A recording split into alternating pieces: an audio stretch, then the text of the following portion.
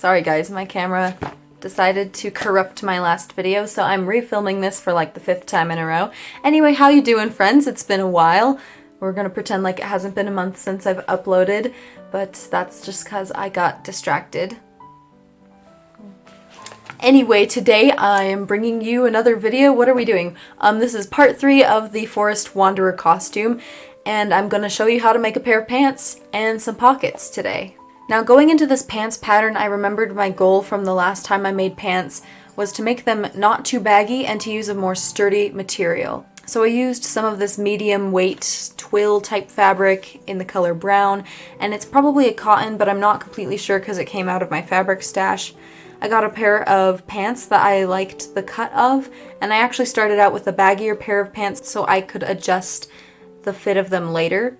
I folded them in half and cut out 4 of these pieces. I also cut out ankle cuffs, which measured about 4 1/4 inch by 11 inches. Then I cut a waistband, which is your waist measurement, of course. And then I also cut out pockets.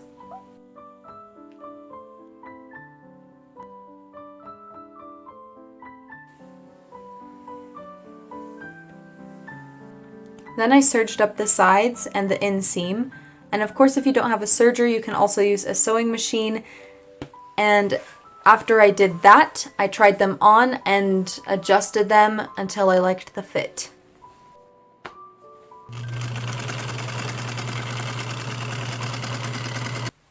Then I reserged the seams to take in the pants a little bit. And then once the seams were made, I stay stitched them down with my sewing machine to one side. This is kind of like my own version of a machine felled seam, and it's kind of like a fake felled seam, and I just kind of like the look of it, so it's mostly for decorative purposes. Sew up the crotch seam and make sure that you leave about 7 inches open in the front for the fly. For the fly, you will need 2 pieces. One 2 inch by 7 inch piece and one 2 inch by 7 inch piece cut on the fold, so it will actually be measured 4 inches by 7 inches. On the folded one, I finished the bottom edge by serging it and kind of tapering it off a little. Make sure that the tapered edge goes in from the fold. On my other piece, I copied the tapered edge and sewed it all the way up.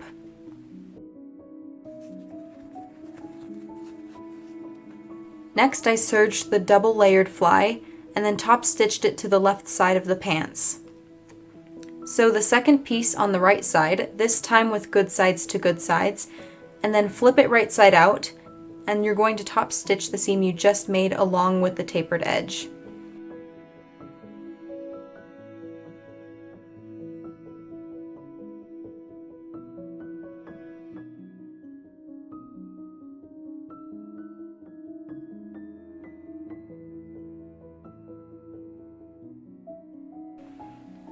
I also forgot to fell the crotch seam, so I did that as well.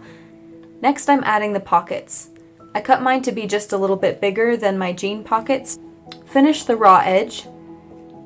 In the front of your pants, cut out symmetrical notches. These will help make the pockets more accessible. Finish with a rolled hem.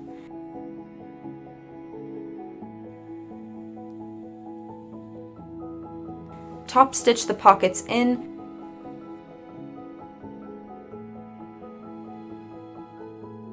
And then pin in the waistband. Sew the waistband in and then hand sew it down to the inside. I chose to add a drawstring to my pants so that they could be more adjustable. And then add your closure of choice. Buttons and zippers tend to be popular options. The zipper I used for my pants is gray and it doesn't really match the pants, but it stays closed and you can't really tell it's there, so I really can't be bothered. Next, I gathered the fabric at the ankles and sewed in the ankle cuff.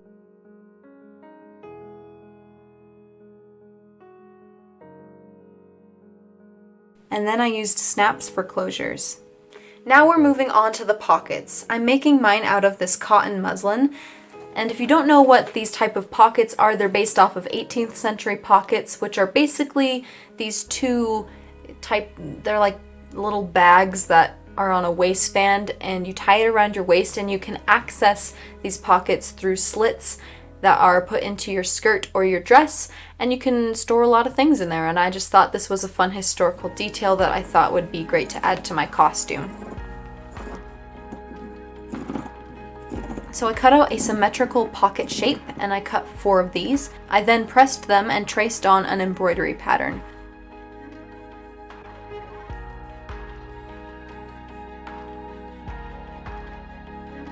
I also made sure to take into account the slit in the side, so I didn't embroider anything on that. And then I embroidered it. If you want to know how to do this type of embroidery with a sewing machine, you can check out my previous video, which is a tutorial on how to do free motion embroidery.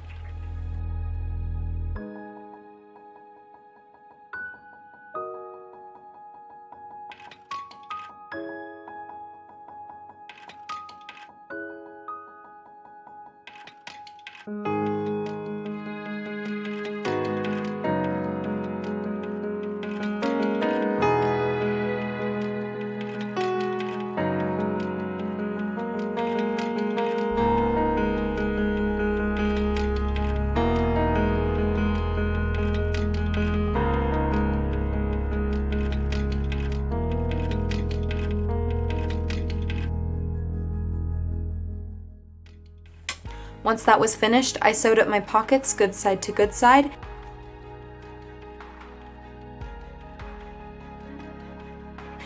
And then I cut out some trim and a waistband from this red cotton I had in my cabbage pile. I used about 2 inches by 82 inches of this cotton, or at least that's how much I cut out. I didn't really use all of it. And then I cut open those pocket slits.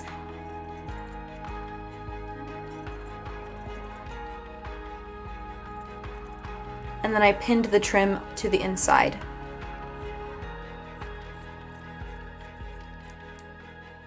Sew it to the outside first.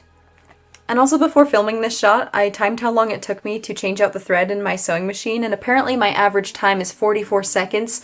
I was just curious because I've been sewing for 8 years, so I just wanted to know how much of that muscle memory has paid off, so that is the time I'm trying to beat currently. I'm also realizing now that I probably should have done the trim before sewing the pockets together. Oops. Flip the trim to the inside and hand stitch it down.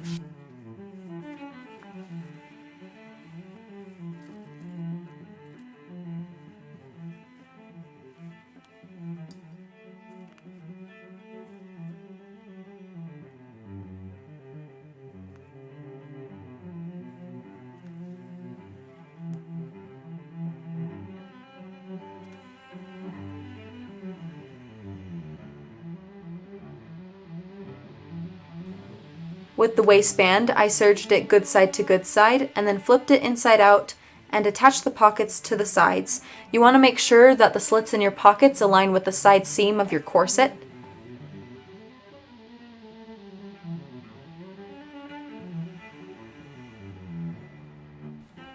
And then you're going to finish the ends of the waistband and you're done.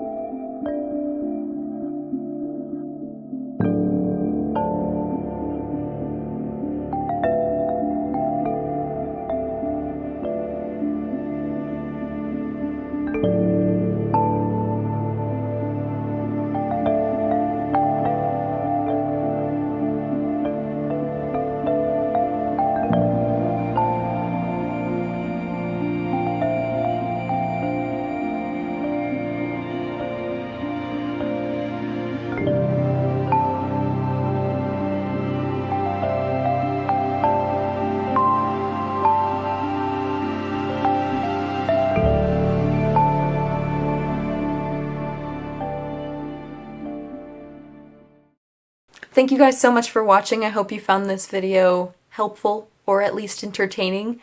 If you guys want to visit my description, you'll find some helpful links if you're curious about the materials that I use, and you can also find links to my social medias.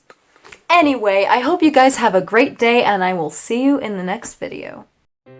Now we're moving on to the pockets, which means I need to check the camera and make sure it's not deleting things. Okay.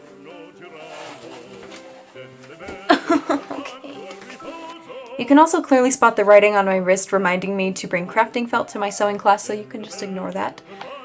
You guys, it's so freezing today. I wore 2 pairs of socks. 2 pairs of socks! Guys, go do yourself a favor and throw a blanket in the dryer.